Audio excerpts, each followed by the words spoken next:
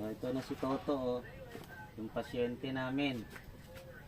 Ang dami niyang gamot. Nagkasakit na naman siya, ang dami. Wala naman mag-aasikaso, kaya inaasikaso ko. Salita ka nga to. Sabihin ko. Ikaw, yung mga kapatid mo. Tulungan niyo ako. Wala na po siyang boses. Nanay ko, tatay ko, inalagaan ko. Nung nagkasakit, hanggang sa namatay, nandun ako. Hanggang sa nilibing, nandun ako. Ngayon, ito na lang ang pasyente ko na iiwan. Kaya siguro hindi tayo yung mayaman. Andun pa yung x-ray niya. Pagka siguro lumabas, malalaman kung anong stage yung sakit nito. Kung hanggang saan. Sige po guys. Hanggang doon na lang.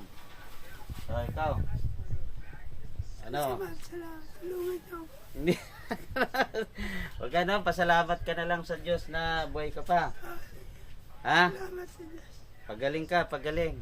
May sakit to sa pag-iisip guys. Ha? Tapos may sakit siya sa pag-iisip. Nagkasakit pa. Salamat sa mga kapatid.